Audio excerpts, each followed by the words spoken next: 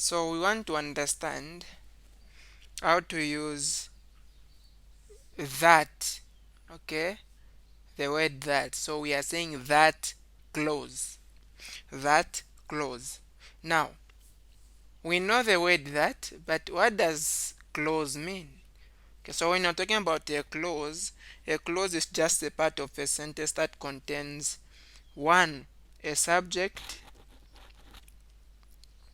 and a predicate, okay? Predicate.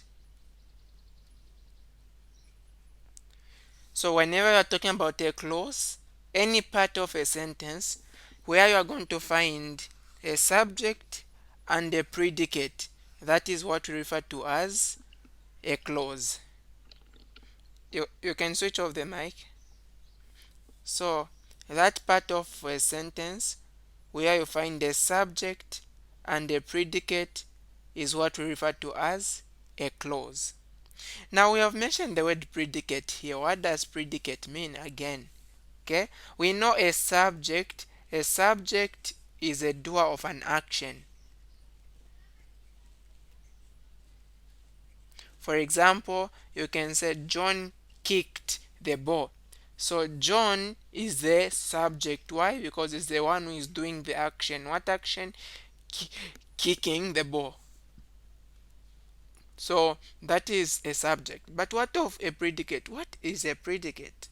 Now, if you're talking about a predicate is a part of a sentence that contains a verb that makes a statement about the subject verb.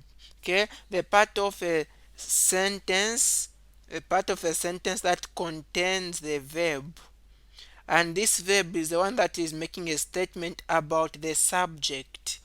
All right. So remember the subject is the doer of an action. Now you have got a predicate. A predicate is a part of a sentence that contains the verb, and this verb is talking or giving a statement about the subject verb. Okay, subject verb. For example, you are going to say John went home. Okay, this is a sentence. So in this sentence, you have got the subject. What is the subject? What can you say? What is the subject in this sentence?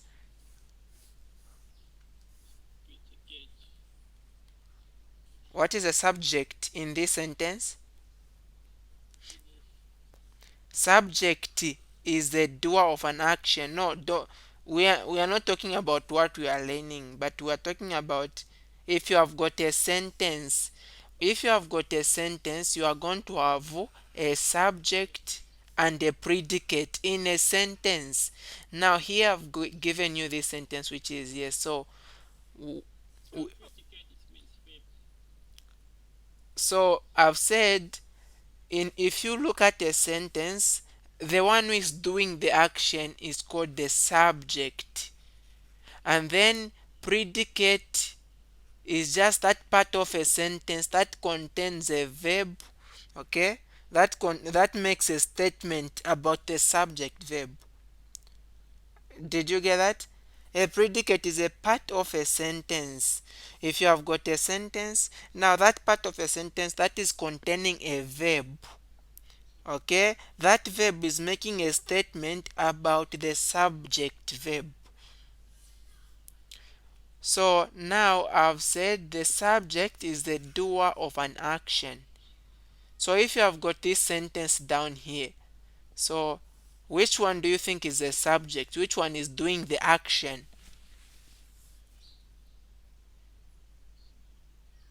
Johnny went home. So if you consider these three words, which one is the subject?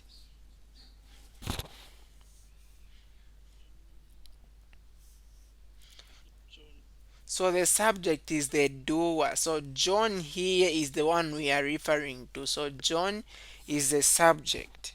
Okay. So John is the subject. Now the predicate in this sentence you are able to see here is went home. This part you are able to see here. Yes. So this part went home is a predicate, and then John is a subject. Now, why are we saying went home is a predicate? Because that is where we have the verb that is describing, uh, that is giving a statement about John. Okay, so went. John went home. Went is a subject, and this subject is telling us, is giving us something or a statement about John. So that part of a sentence which contains the verb that gives a statement about the subject verb, that is what we call the predicate. Okay. So the subject is the performer of an action that we have said. Okay. So remember, what are we talking about? I was trying to explain a clause. So I'm saying a clause is a part of a sentence that contains one, a subject and a predicate. That is a clause. And then a predicate is a verb that contains a statement about the subject. The subject is the doer of the action. All right? Now, when you are talking about the clause, all right, just a clause. Remember, we have explained what a clause is. Clause is a subject, is a sentence, okay, is a part of a sentence that contains the subject and the predicate. Now, a clause can either be, we are going to divide a clause. So a clause can either be independent or subordinate. So we're going to divide a clause like that. It can either be an independent clause or subordinate clause.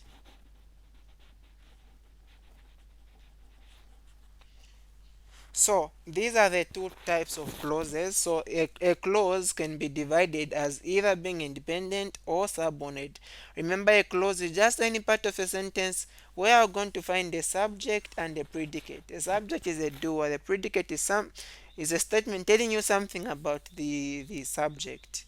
All right. So when you're talking about an independent clause, this one, an independent clause is one that makes sense on its own, like it is independent. If they say this one is independent, meaning that they live on themselves, they control themselves, like that. Okay, so a clause that makes sense on its own is called an independent clause. It does not depend on any other part of a sentence to have meaning. All right, it doesn't depend on anything else for it to have meaning. For example, they were allowed to go to school. They were allowed to go to school. So if you look at this sentence, it makes sense on its own. You don't need anything else. So it just makes sense on its own. So this is an independent clause. And why are we saying it's a clause? There is a subject, right? In this case, subject is they. Okay, and then we're allowed to go to school. That is going to be the predicate. That is where we are finding the verb telling us something about a subject. Okay, going to school, that's a verb telling us about the subject. Now, if you are talking about a subordinate clause, a subordinate clause is one that depends on the many clause to make a complete meaning. So without the many clause, it does not make sense. Okay, so without a many clause, it is not going to make sense. So in a subordinate clause, for you to consider a subordinate clause, you are going to have a clause that doesn't make meaning on its own. For example, you just start a sentence and say, although I like you, although I like you. Like, this sentence doesn't make sense on its own. Although I like you, what do you mean? Okay, so it doesn't make sense on its own. So it is called a subordinate clause. It needs another word for it to make sense. I mean, it needs another clause for it to make sense. And that clause that it needs is called the many clause. Okay. So for example, you are going to say, for this sentence to make meaning, you might put something in front. Okay. I will, let's say, I will not give you, and then you say although I like you.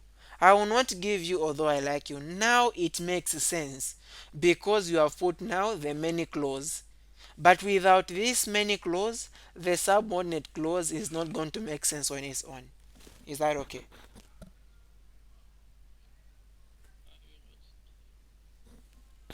Is that okay? Okay. So the subordinate and independent clause, uh, i- we can look at some examples. Okay, we can look at some examples. Let's say,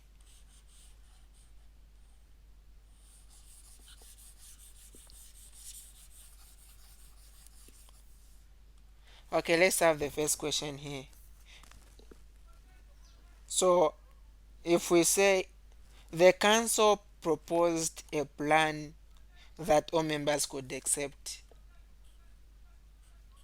the council proposed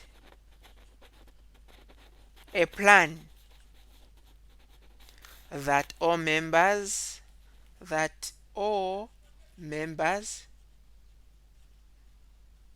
would accept. Okay, so you have got this sentence. So in this sentence, you are able to identify you're able to identify a clause in this one. It can either be a subordinate clause, or even uh, it can either be subordinate, or it can be what? It can be an independent clause.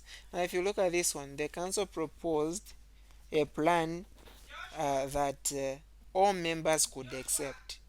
So the word the council proposed the plan, starting from here up to here, this sentence is making sense on its own. Okay, the council proposed the plan, it is making sense on its own. So this is called an independent clause.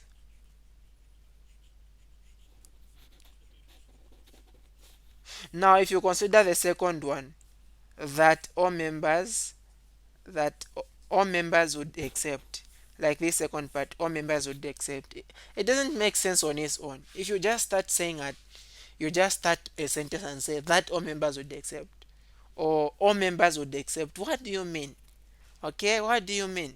So it doesn't make sense on itself. This is a subordinate clause. Okay, starting from the word that up to the last end there, that is a subordinate clause. Why? Because it is not making sense on its own. Is that okay? All right. So basically, this is what I want you to understand for now. But remember, we are looking at the what? We want to understand the that clause. Okay, how to use the word that in a clause or in a part of a sentence. It can be either starting a sentence or in the middle of the sentence, because we're going to find in the exam they've asked you to start a sentence with that. Okay, for example, they give you a sentence. It is unimaginable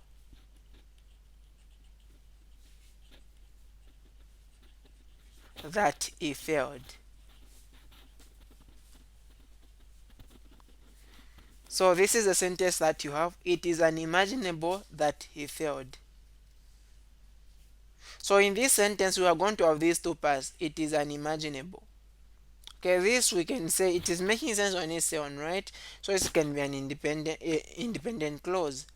That he failed is a submodal clause, because it doesn't make sense on its own, right? So you are able to start. So let's say this is the first sentence A, and then the second sentence B.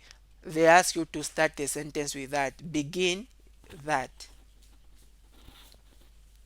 Okay, so now how do you start now the sentence with that? So when you are starting a sentence with that, one thing that you need to do is you need to get to mention the verb, I mean the subject. Okay, it is imaginable that he failed. So when you are starting a sentence with that, you are going to first divide this first sentence that you've been given. Remember, we have got the first part, which is the independent clause, and then we have got the second part here, right? Okay, so when they say start with a sentence with that, you are first going to begin, you write this portion of the sentence. Okay, that he failed. You've seen that? That he failed. I've written this sentence, and then now I'm going to come and write this one. Don't get it, never get this it, just write is. Okay, that he failed is unimaginable. So this is how you're able to rewrite sentences. If they've asked you to begin a sentence with the that clause, please never pick this word it. Okay, never pick that. So when you're writing, always first write the clause that contains that, and then now you come to the other clause. Okay, that, and then you come to the other clause. So using that, we can look at these questions. It surprised the members of staff that the head boy was caught drinking. So we are also going to divide this sentence into two parts. It surprised the members of staff. And then you have got this second part, that the head boy was caught drinking beer. As of staff, that's the first part. And then you have got the second part, that the head boy was caught drinking beer. So when we write, you are going to start from where the word that is. You write what is on the right. So that the head boy was caught drinking beer. Can you finish? What are we going to say? The third boy was caught drinking beer.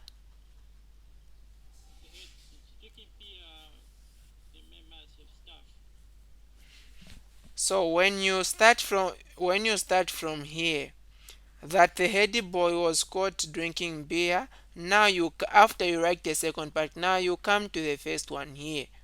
Okay, the first one starts from it surprised the members of staff, but I said never get it. Okay, you don't get this first word it.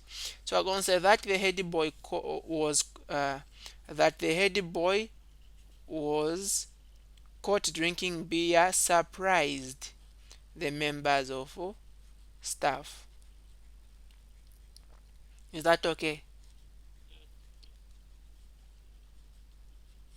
That the head boy was caught drinking beer surprised the members of staff. If you include it, if you say that the head boy was caught drinking beer, it surprised the members of staff, that's wrong.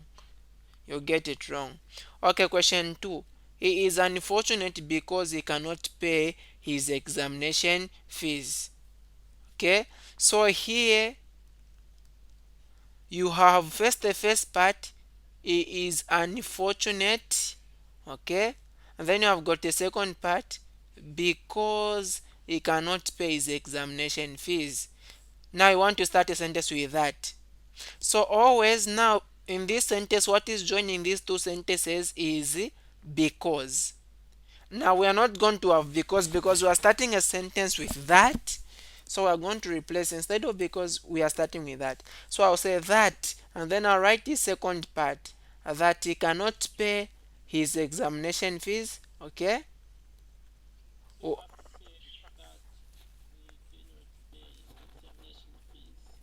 that he cannot pay his examination fees.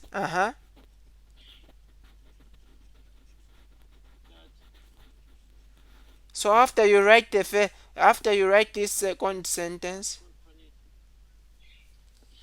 after you write this second part, that he cannot pay his examination fees, And then you come to this first one.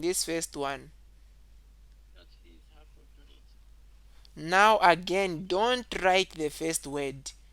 If you say that he cannot pay his examination fees, he is unfortunate, that will be wrong. So just start from is. So that he cannot pay his examination fees is unfortunate. Okay? Alright, question 3. It was hard to believe that Lesotho beat Zambia 3 goals to 1. So also identifying this sentence, the first part, it was hard to believe. Okay? And then the second part, that Lesotho beat Zambia 3 goals to 1. So always start with a sentence that has got that. Okay? So that will be, now you want to start with that. So I'm going to say that Lesotho bet Zambia 3 goals to 1. What are you going to say? What will come after then? So after you write this second part, now you come to the first part. Okay? That Lesotho bet Zambia. Huh? What are you going to say? Mm-hmm. Yes. Yes. Put now was hard to believe. Don't put it. Okay? That Lesotho bet Zambia 3 goes to 1 was hard to believe. So don't get this first word here. If you include it, you get it wrong. Or question 4. No one was surprised to see Cameroon beaten 4 goals to 1 by Brazil. Okay? So also in this sentence, identify the first part. No one was surprised to see Cameroon. Okay? Now this one we don't even it's very difficult for us to separate the first sentence from the second because this is just one. No one was surprised to see Cameroon beaten 4 goals to 1 by Brazil. So you are going to say that. Now when you are starting with that, you are going to first write who bet the other. Okay? So you are going to change like that. So that you write this sentence. Okay? You write from here. And so we are going to separate this from no one up to C. No one was surprised to see, and then Cameroon beaten 4 goals to 1 by Brazil. So when you are writing this sentence, we're going to say, starting from Cameroon, that Cameroon was beaten. Okay, I've put was there, was beaten 4 goals to 1 by Brazil. What are you going to say from there? And then you come to the first part. Don't put no. Okay, actually this one, no, this one actually you are going to put it. Okay, so you are going to say that Cameroon was beaten 4 goals to 1 by Brazil. No one was surprised. Now again, if you say no one was surprised, meaning that you have got two different sentences, instead you are going to say that Cameroon was beaten 4 goals to 1 by Brazil surprised no one. If you say no one was surprised, that is a different arrangement. Okay? Have you gotten that? Yes.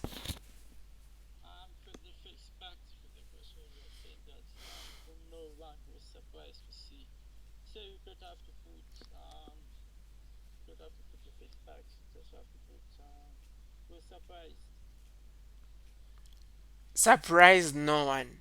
So when you are making these sentences, you are also having in mind that it should make sense and it shouldn't change.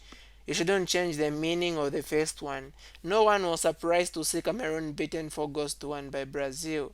that Cameroon was beaten 4 goals to 1 by Brazil surprised no one. So don't say no one was surprised, but surprised no one. Okay?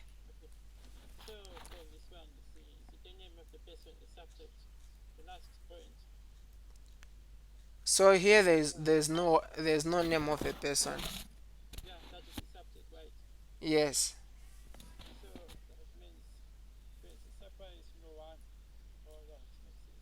Yes. Okay, question 5. The school bus is always late from town. This is normal. Now for this one you've seen you have got two parts. The school bus is always late from town. This is normal. Okay? So when you are writing such a sentence, now they've said begin with that. So for this one to begin, you are going to say that the school the school bus is always late from town. Okay, now you're going to remove this. You're going to say is normal. Okay, that the school bus is always late from town is normal. You've joined them like that. Good. Okay, question 6. The science teacher was greatly shocked to see the experiment go wrong. The science teacher was greatly shocked to see the experiment go wrong. So here I can divide this sentence. The science teacher was greatly surprised to see. Now you are going to reach where there is to see. Okay, to see, just like we did in the previous question. So I'm going to say that. Starting from here to see, now we're going to write this part here. Okay, that the experiment you are going to take in past tense because it's past, that the experiment went wrong, and then you are going to now start from the science teacher was greatly shocked. The science teacher was greatly shocked that the experiment went wrong, greatly, okay, greatly shocked the science teacher. You get that? Okay. So that experiment went wrong greatly shocked the science teacher. The science teacher was greatly shocked to see the experiment go wrong. 7. The tourists are captivated by the Victoria Falls because they are a might wonder to watch. Okay? The tourists are captivated by the Victoria Falls because they are a might wonder to watch. So here you look at the word because. So this because is the one which is separating these two different sentences. So I'm going to say that, uh, let's see, the tourists are captivated by the Victoria Falls because they are a might wonder to watch. So say that they are a might wonder to watch. Mighty wonder to watch. Okay, you are going to put a comma. The tourists are surprised.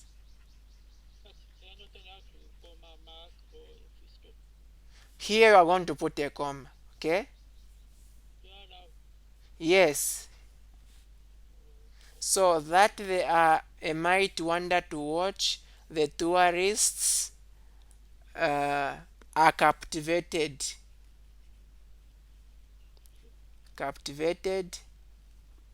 by the Victoria Falls. Now, if you look at this sentence, okay, the Victoria Falls for this one is in the first part.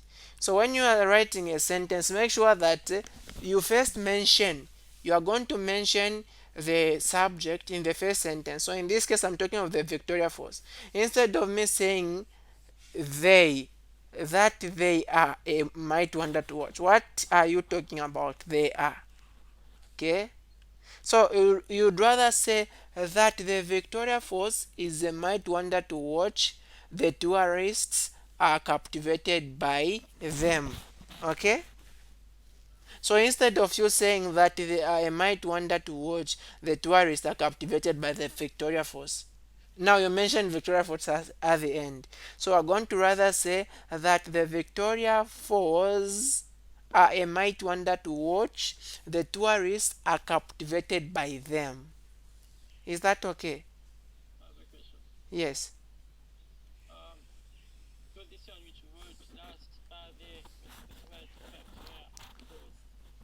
That the Victoria Falls I might wonder to watch.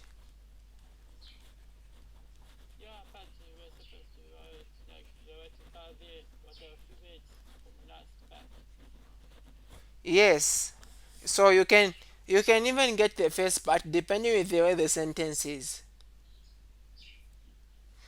So like for this sentence you can see that the Victoria Falls I might wonder to watch, comma, the tourists are captivated by it or by them because we're saying Victoria Falls.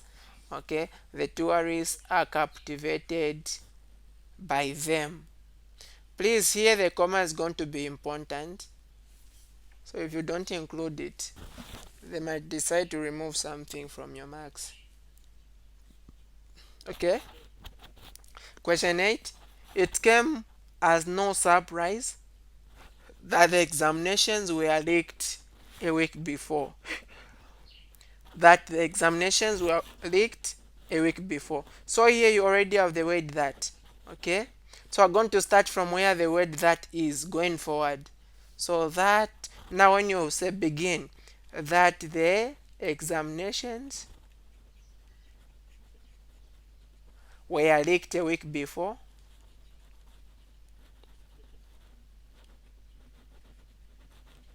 And then you get now the first sentence. But you not include it, okay? That the examinations were leaked a week before came as no surprise. So we've rewritten that sentence. Is it okay? Okay, question 9. People were astounded by Musenge's cruelty towards children. Now, people were astounded by. So in this case, you have got the word by, which is more separating these two sentences. Okay? So you say that. So in this case, you're going to be very careful. So here they've said by Musenge's cruelty towards children. Now starting a sentence is that. So I'm going to say that Musenge, okay, that Musenge was cruel. Okay, here you have the word where. Okay, now you are talking of people. That Musenge was cruel towards children, astounded people. Yes, you can ask.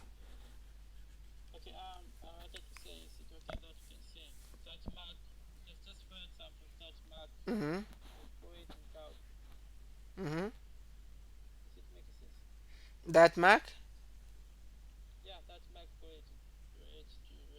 No, you are going to. So cruelty means someone who has a bad heart, or yeah, someone who is not good.